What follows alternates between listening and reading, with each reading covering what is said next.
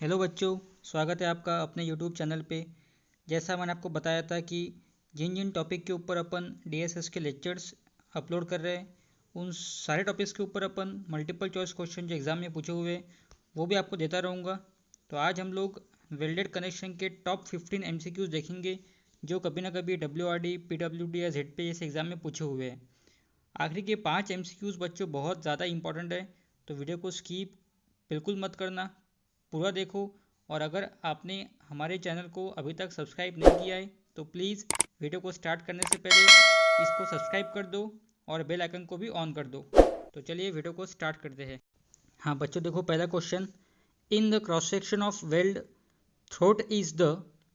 तो cross section जब आपने देखा होगा अपने थ्योरी क्लास में, उसके अंदर थ्रोट को क्या बोलते हैं अपन?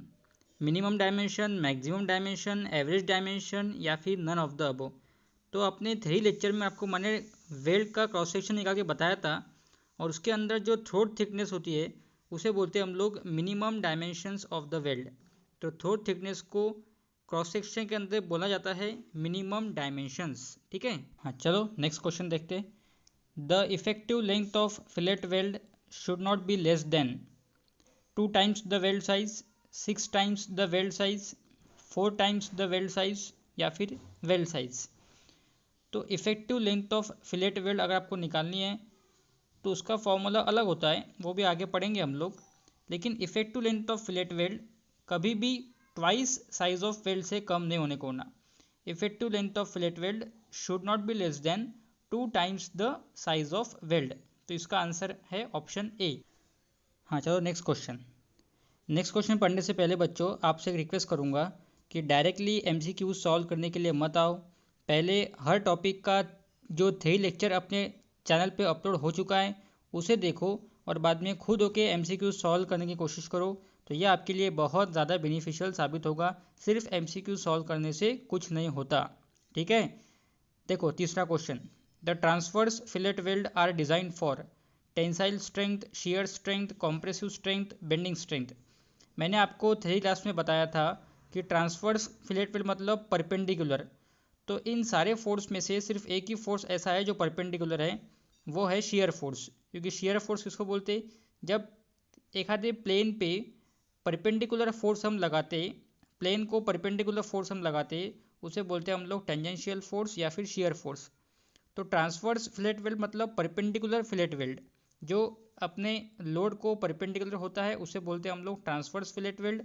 तो इसके अंदर एक ही फोर्स ऐसा है जो परपेंडिकुलर है, शियर, इसीलिए transverse fillet weld are design for the shear strength. ठीक है, हाँ नेक्स्ट क्वेश्चन देखो, question number 4, a butt weld is specified by effective throat thickness, plate thickness, size of weld या फिर पेनिट्रेशन थिकनेस। तो butt weld specified का meaning क्या है? बट वेल्ड की जो साइज़ होती है वो कैसे निकालते हैं हम लोग? तो बट वेल्ड की साइज़ डिपेंड होती है थ्रोट थिकनेस के ऊपर। अगर आपको साइज ऑफ बट वेल्ड निकालनी है तो पहले आपको थ्रोट थिकनेस निकालनी पड़ेगी, और जितना आपका थ्रोट थिकनेस आता है उतना ही हमारा बट वेल्ड का साइज होता है। तो butt weld is specified by effective throat thickness. ठीक है, option A is the correct one for this question. चलिए नेक्स्ट क्वेश्चन की तरफ बढ़ते हैं। Which one of the following is the mode of failure in a fillet weld material? Fillet weld के अंदर इनमें से कौन से मोड में अपना फेलियर हो सकता है? Tension, shear, bearing, crushing. तो आपने अगर बोल्टेड कनेक्शन का लेक्चर देखा होगा तो उसमें बताया था मैंने कि बोल्टेड कनेक्शन के 3 फेलियर मोड कौन से होते हैं। एक होता है शियर, एक होता है बियरिंग, एक होता है टेंशन। तो ये शियर, बियरिंग, टेंशन तो बोल्टेड कनेक्शन के फेलियर मोड है। तो बचा एक क्रशिंग। तो क्रशिंग जो है वो वेल्डेड कनेक्शन का फेलियर मोड होता है। Fillet weld is always fail in the mode of crushing. ठीक है, तो नेक्स्ट क्वेश्चन की तरफ बढ़ते। Question number 6, the size of fillet weld is indicated by. Fillet weld की साइज किस से इंडिकेट करते हैं? Side of the triangle of the fillet, length of the fillet, throat of the fillet, size of the plate. आपको पता होगा fillet weld का shape कैसा होता है? फिलेट वेल्ड का शेप होता है ट्रायंगुलर। तो जो भी आपके ट्रायंगुलर साइड की जो साइज़ होती है, जो भी ट्रायंगुलर शेप बनता है फिलेट वेल्ड का, उसकी साइड का जो वैल्यू होता है उसी को बोलते हैं हम लोग साइज ऑफ फिलेट वेल्ड। तो इसका ऑप्शन है side of the triangle of the fillet, क्योंकि फिलेट वेल्ड का शेप ट्रायंगुलर होता है, इसीलिए side of the triangle of fillet. ठीक है, next question, question number 7, effective throat thickness and size of weld मतलब टी और एस आर कनेक्टेड एज, दोनों में क्या रिलेशन है, इफेक्टिव थ्रोट थिकनेस में और साइज ऑफ वेल्ड में क्या रिलेशन है। तो इसका आपको फॉर्मूला पता होगा, थ्रोट थिकनेस का फॉर्मूला होता है T is equal to K into S. Throat thickness का फॉर्मूला बताया था मैंने आपको लेक्चर में, T is equal to K into S. तो इसका करेक्ट आंसर है option C, K into S. चलो नेक्स्ट क्वेश्चन की तरफ बढ़ते हैं। Question number 8, the type of weld use to connect two plates at a lap joint. Lap joint के अंदर जो वेल्ड टाइप हम यूज़ करते हैं उसे क्या बोलते हैं, उसे बोलते हैं हम लोग फिलेट वेल्ड। क्योंकि लैप मतलब दो प्लेट को एक में के ऊपर ओवरलैप करना पड़ता, और ओवरलैपिंग के अंदर जो वेल्डिंग का शेप बनता है वो होता है ट्रायंगुलर, इसीलिए ट्रायंगुलर शेप को बोलते हैं हम लोग फिलेट वेल्ड। तो इस क्वेश्चन का करेक्ट आंसर है ऑप्शन डी, फिलेट वेल्ड। हाँ बच्चों, नेक्स्ट क्वेश्चन देखो, question number 9, the effective length of weld is taken as the actual length. मतलब इफेक्टिव लेंथ का फॉर्मूला पूछा है आपको इसमें सीधा सीधा, effective length of weld is taken as actual length minus twice the size of weld. अगर आपने लेक्चर देखा होगा तो इफेक्टिव लेंथ का फॉर्मूला होता है actual length minus twice the size of weld.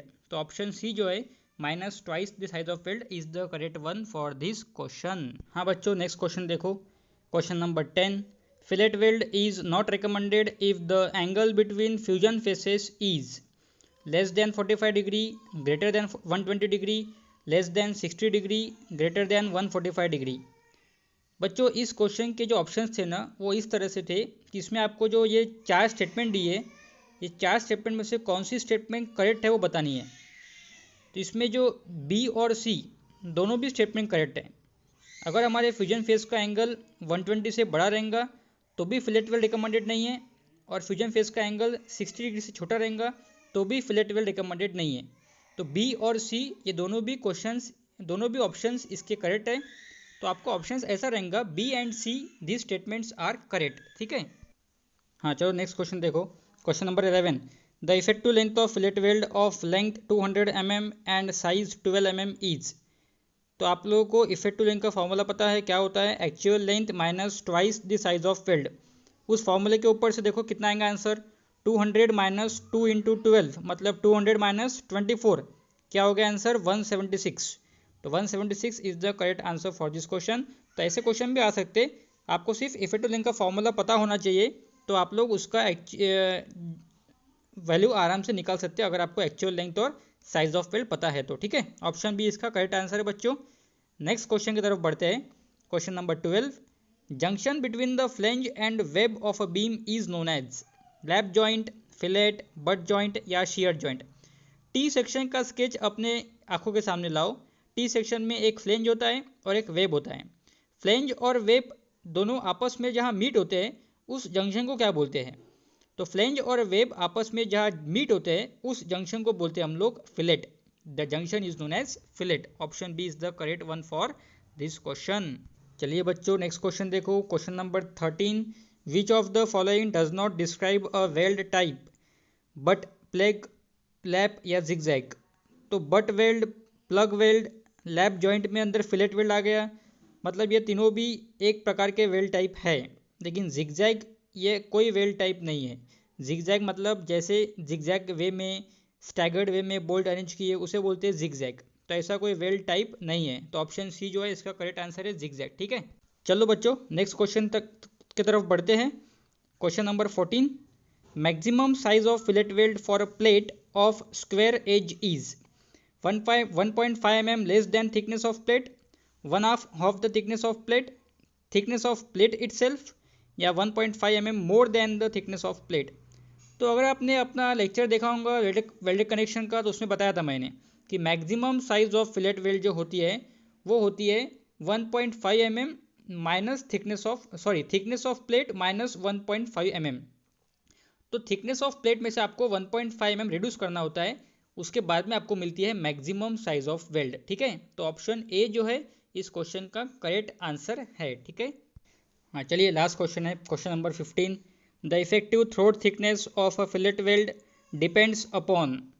तो थ्रोट थिकनेस की वैल्यू किस पे डिपेंड होती है, इसका क्वेश्चन का आंसर भी आपको पता चल गया होगा। इसका आंसर है एंगल बिटवीन फ्यूजन फेसेस, क्योंकि जो के है कांस्टेंट, जो फॉर्मूला है इफेक्टिव थ्रोट थिकनेस का K इंटू एस, उसमें जो K कांस्टेंट है वो K डिपेंड है एंगल बिटवीन फ्यूजन फेसेस पे। तो ये एंगल हमेशा 60 डिग्री से लेके तो 120 के बीच में होने चाहिए, और नॉर्मली एंगल 90 डिग्री का होता है, इसीलिए अपना K नॉर्मली क्या होता है 0.7। तो इस क्वेश्चन का आंसर है option A, angle between fusion faces के ऊपर अपना थ्रोट थिकनेस डिपेंड होता है। ठीक है, तो बच्चों ये थे टॉप मोस्ट 15 क्वेश्चन जो WRD PWD ZP के एग्जाम में पूछे हुए हैं। इस वीडियो को एंड तक देखा होगा आपने, तो आपका बहुत बहुत शुक्रिया। वीडियो को पसंद आया होगा तो लाइक कर देना, दोस्तों में शेयर कर देना, और अपने चैनल को सब्सक्राइब करके नोटिफिकेशन बेल आइकन को ऑन कर दो। ऐसे वीडियोस हम लोग आते रहेंगे। तो मिलते हैं हम लोग नेक्स्ट लेक्चर में अब, ठीक है।